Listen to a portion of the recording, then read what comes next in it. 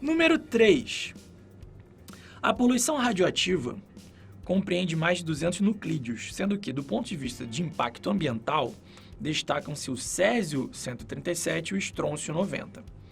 Aí você começou a ler isso e você pensou assim, cara, isso não é biologia, né? Mas veja só. A maior contribuição de radionuclídeos antropogênicos no meio marinho ocorreu durante as décadas de 1950 e 1960 como resultado dos testes nucleares realizados na atmosfera. Olha só que maravilha. O estrôncio-90 pode se acumular nos organismos vivos, olha aí, e em cadeias alimentares, e, em razão de sua semelhança química, pode participar no equilíbrio com carbonato e substituir o cálcio. Olha só, em diversos processos biológicos. Ou seja, galera, vai substituir esse camarada aqui nos tecidos corporais.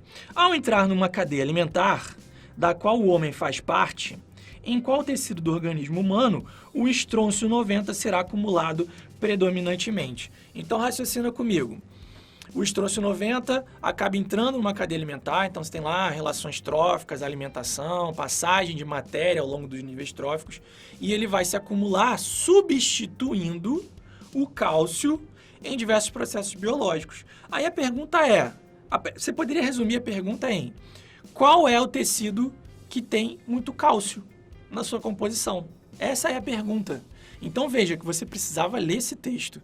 Você tinha que não se assustar com o fato de estar falando sobre coisas radioativas, identificar que era uma questão de biologia, porque na prova do Enem está tudo misturado, né? Física, química e biologia, então você não sabe até você ler o enunciado, certo? E aí você ia chegar à conclusão que o tecido que mais tem cálcio na sua composição é o 3 pontinhos. Então vamos ver aqui qual é o tecido. Vamos lá.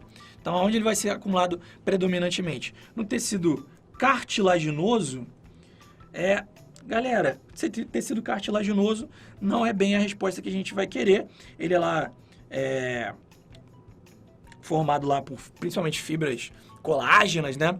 Então, não é o caso aqui de um grande acúmulo de cálcio nesse tecido. Tecido sanguíneo, formado lá pelo plasma, com muita água, substâncias dissolvidas, né? Os elementos figurados, eritrócitos, leucócitos e plaquetas também não vai ser o caso. Tecido muscular, as suas fibras lá de actina e miosina, muita proteína, também não é o caso. Tecido nervoso, né? Aquelas células altamente diversificadas e especializadas na transmissão do impulso nervoso. E, finalmente, pessoal, o tecido ósseo, né?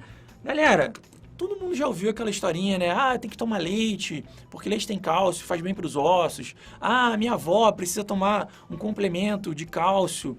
Não precisa nem ser só a avó, mas a mulher, após a menopausa, né, que começa a diminuir ali a produção de hormônios, ela tende a ter ali osteoporose, então a dificuldade dos ossos acumularem cálcio, né? Então a pessoa precisa ter uma complementação alimentar de cálcio. Por quê? Porque o tecido ósseo, ele é mineralizado, ele tem ali muitos cristais de cálcio na sua composição para dar ali aquela sustentação, aquele enrijecimento. Então o estrôncio-90, ele pode substituir o cálcio no tecido ósseo.